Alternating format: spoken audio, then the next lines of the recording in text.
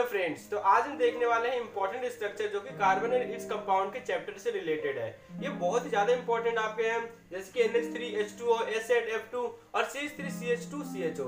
ये जितने भी आपके जो इंपॉर्टेंट जो आपका स्ट्रक्चर है, तो ज्यादातर जो आपके अगर एग्जाम में बनाने के लिए आएगा तो ज्यादातर जो है वो हमेशा इन्हीं में से बनाने के लिए आता है, क्योंकि प्रीवियस ईयर में अगर आप देखेंगे तो इनसे बहुत सारे क्वेश्चन आए हैं जो कि आपके ज्यादातर जो स्ट्रक्चर होते हैं वो यही सारे हमारे होते हैं। तो इतने जितने भी आपके स्ट्रक्चर है तो हमको देख लेते हैं किसका स्ट्रक्चर हम किस तरह से बनाते हैं। तो सबसे पहले हम देखेंगे NH3 का स्ट्रक्चर। तो NH3 का जब आपको स्ट्रक्चर बनाना होगा तो हम स्ट्रक्चर जो है हम दो तरीके से हम बनाते हैं। एक तो हम इस तरह से बनाते हैं जब हम इलेक्ट्रॉन को शो करके बनाते हैं, जो कि हम कहते हैं ल्यूइस डॉट स्ट्रक्चर। एक हम जो स्ट्रक्चर बनाते हैं वो सिंपल जो हम लाइन शो करके बनाते हैं। तो सबसे पहले मैं NH3 के लिए हम दोनों टाइप के स्ट्रक्चर को देख लेते हैं। तो देखो NH3 में क्या करोगे, तो जो भी आपको क्या करना होगा, सबसे पहले आपको पता करना होगा कि इसमें से सेंट्रल एटम कौन सा है। तो NH3 में आप देखेंगे तो जो भी आपका जो ज्यादा रहेगा वो आपका सेंट्रल एटम नहीं होता, मतलब जो आपके कम संख्या में, जैसे N यहाँ पे 1 है, H आपका 3 है, तो N जो होगा वो आपका सेंट्रल एटम हो जाएगा। तो N को तो आपको किस पे रखना है, सेंटर में हमने रख लिया N को। जब आपको 3 हाइड्रोजन लगाने हैं तो N के पास जो आउटर मोस्ट में कितने इलेक्ट्रॉन होते हैं, 5 इलेक्ट्रॉन होते हैं। मैं आपको दिखा देता हूँ 1 2 3 4 एंड 5। हमने ये N पर हमने 5 अपने इलेक्ट्रॉन दिखा दिए। अभी जब हाइड्रोजन से बांधना होगा तो आपको क्या करना पड़ेगा कि हाइड्रोजन के पास एक एक इलेक्ट्रॉन होते हैं, तो मैंने इस हाइड्रोजन के इलेक्ट्रॉन दिखा दिए, यहाँ पर इस हाइड्रोजन के इलेक्ट्रॉन दिखा दिए और यहाँ पर हमने इस हाइड्रोजन के इलेक्ट्रॉन दिखा दिए। अब क्या होगा कि इनकी जो बैलेंसिंग कंप्लीट करने के लिए क्या होगा, ये जो आपके जितने आपके जो 5 इलेक्ट्रॉन है किसके पास, नाइट्रोजन के पास, तो ये पांचों के 5 इलेक्ट्रॉन क्या कर लेगा, इस 3 इलेक्ट्रॉन के साथ शेयर कर लेगा। इसके बाद कितने हो जाएंगे, 8 हो जाएंगे, 1 2 3 4 5 6 7 8। ऐसे हाइड्रोजन वाला क्या कर लेगा, इन दोनों कर लेगा, क्योंकि जितने भी जो आपके पास मॉलिक्यूल होते हैं, एटम्स होते हैं, वो क्या करते हैं अपने आप को 2 या 8 में आपको लाने की कोशिश करते हैं, ताकि वो क्या करे, नोबल गैस कॉन्फ़िगरेशन में आ जाए और वो स्टेबल हो जाए। तो देखो ये हमारा स्ट्रक्चर होता है NH3 का। आप इसे इस तरह से बना सकते हैं NH3 का स्ट्रक्चर। क्या यहाँ पे नाइट्रोजन लिखेंगे और हाइड्रोजन को आप इस तरह से शो कर सकते हैं। ये देखिए हमने हाइड्रोजन को इस तरह से शो कर दिया और 2 इलेक्ट्रॉन आपके यहाँ पर रह गए। तो जो आपके पास जो हमने शो किया गया है कि सिंगल बॉन्ड से, भले इस वाले बॉन्ड जो बनाएगा वो सिंगल बॉन्ड बनाएगा, ये भी सिंगल बॉन्ड बनाएगा और ये भी सिंगल बॉन्ड बनाएगा। ये दोनों आपस में क्या करते हैं कि सिर्फ एक एक इलेक्ट्रॉन को शेयर कर रहे हैं, तो इसलिए हमने सिंगल बॉन्ड बना लिया और इसके बाद दो जो हमने एक्स्ट्रा बच गए उसे हमने ऊपर शो कर दिया। तो इस तरह से हम बना लेते हैं NH3 का स्ट्रक्चर। फिर NH3 का स्ट्रक्चर है ये इंपॉर्टेंट है। इसके बाद देखते हैं H2 का स्ट्रक्चर।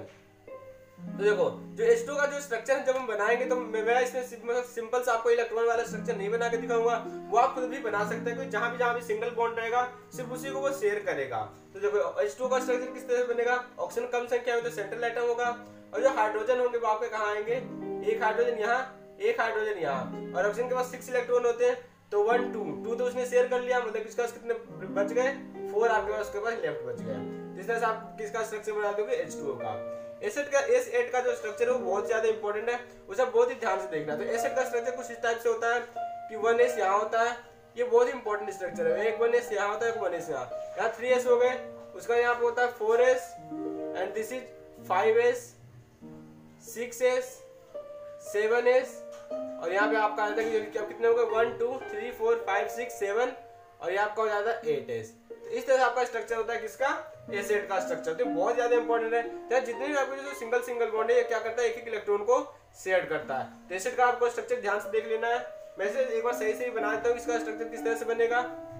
ओके, तो ये बहुत ज्यादा इंपॉर्टेंट है। तो एक ऐसा आपको ऊपर रखना है, फिर इस तरह से S और यहाँ पे भी एक आपका S रहेगा और यहाँ पर भी आपका S रहेगा, और फिर नीचे आपके ऊपर कितने होगा 1 2 3 4 5 5 आपको ऊपर लगाने और 3 आपको नीचे लगाना है। एक S यहाँ लगाना है, एक S यहाँ पर, एक S यहाँ और एक S यहाँ। इस तरह देखो अब ये 7 8 हो गया। ये S8 का स्ट्रक्चर आपका होता है। ओके, तो ये भी इंपॉर्टेंट था।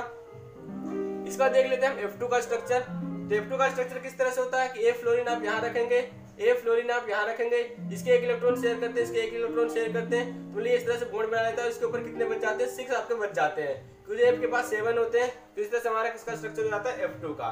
इसका जो हमारा CH3CH2O का CH2CH2CHO का स्ट्रक्चर है वो इस तरह से कार्बन कार्बन कार्बन और इसके साथ आ जाता है डबल बॉन्ड ऑक्सीजन और एक हाइड्रोजन।